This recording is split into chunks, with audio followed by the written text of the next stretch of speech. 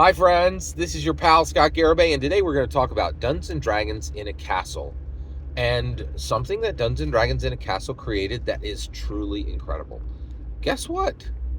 D&D University now exists. All right, so D&D in a Castle has been going on for 6 years. It's not even new, right? It's really at scale. Thousands of people have played there. Hundreds of dungeon masters, and I actually know a dungeon master who dungeon mastered at D&D in a Castle 4 times. I'm very blessed, so I'm actually pretty close to it. But I have been studying Dungeons and Dragons in a Castle, and the reason why is, hi, my name's Scott Garibay. I have this super unique view of Dungeons and Dragons. I believe that Dungeons and Dragons is not a game. I believe it's a human improvement engine that was built by Gary Gygax, and he hid his human improvement engine in Dungeons and Dragons so that people would engage with it. It's broccoli covered with chocolate, right? Like, I think he knew that couch scribblers were never going to work because they cost $200 an hour and they answer questions with questions. I think he knew that that wasn't a real solution to any human being's problems. And then I think he also knew that self-help books weren't going to do it, right? And you're like, well, what about religion? Yes, you're 100% correct. If you're a person of faith, you don't need Dungeons and Dragons, right? You're already literally saved, right? But I do believe he created Dungeons and Dragons to improve, grow, and transform secular people, to give people who were not people of faith a way to improve, grow, and transform. Very much exactly like religion, without an eternal space connected to it afterwards, right? Because whatever you accomplish with D&D, once your lifeline is severed, I don't think you're going to get any more benefits from it. So I really, and I'm the only person on the planet. I truly believe Dungeons and Dragons is not a game.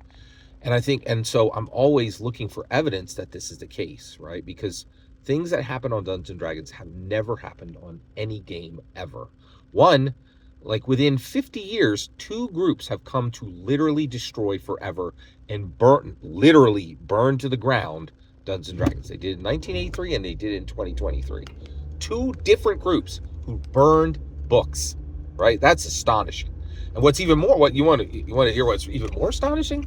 The first one were religious zealots. The other ones were atheists and agnostics in 2020 and in 2023, and the religious zealots were 1983. So you literally have people who are opposed to religion wanting to destroy Dungeons and Dragons, and people who are zealots for religion wanting to destroy Dungeons. It does not function like a game in any way.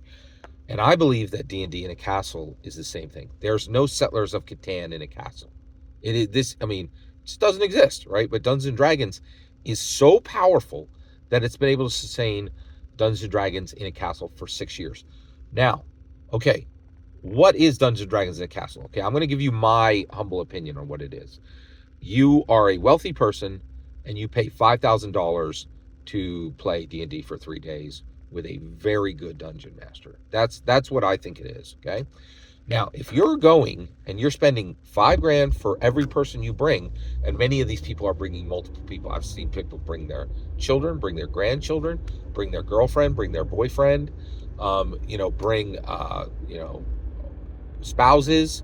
Like, if you're spending $5,000 to $10,000 to $15,000 to go play 3 days at D&D, right? What does that put on D&D in a castle? Well, it puts a very high demand for quality on the dungeon master. Extremely high demand. So guess what they built? D&D, Dungeons and Dragons University. It exists. It's a real thing. Real professors, real books, real schedules, real students. This is a real university. That's incredible.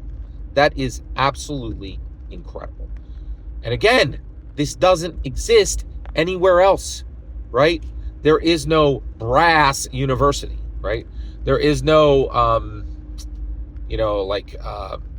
Leader Games Arcs University, right? There's nowhere they're saying, like, no, you can't just run. We've reached a point, okay? And seal your flapping maw, fool. No one should be saying dungeon mastering is easy. Dungeon mastering is so outrageously complicated that for the best dungeon masters in the world, right? Like, D&D and D&D University is not for people who don't know how to Dungeon Master.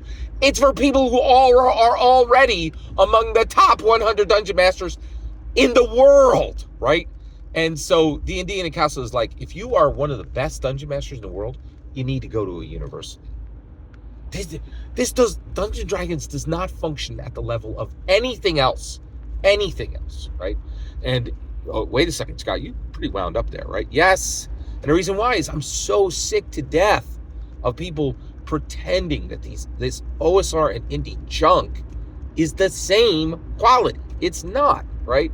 It's like building a castle out of stone and building a castle out of balsa wood and saying they're the same thing.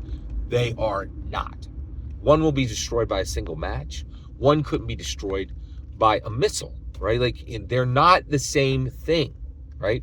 And I actually think that, and this distinction is incredibly important. We need to be very aware of it, and we need to respect it, because the thing is, Dungeons and Dragons will bear weight, real weight, that literally 100 plus corporations have put weight on Dungeons and Dragons. And the reality is, not a single OSR or indie game at this point has been able to bear the weight of anything.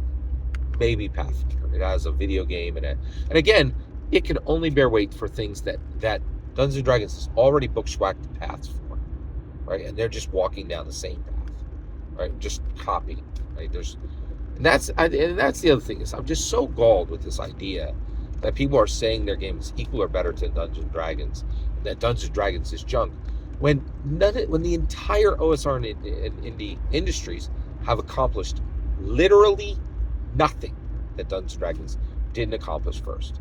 And all of their accomplishments are literally walking the safe bushwhack path that Dungeons and Dragons paid the blood, sweat, and tears to create.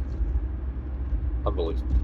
I'm very excited that D&D University exists, and I'm extremely interested in the curriculum.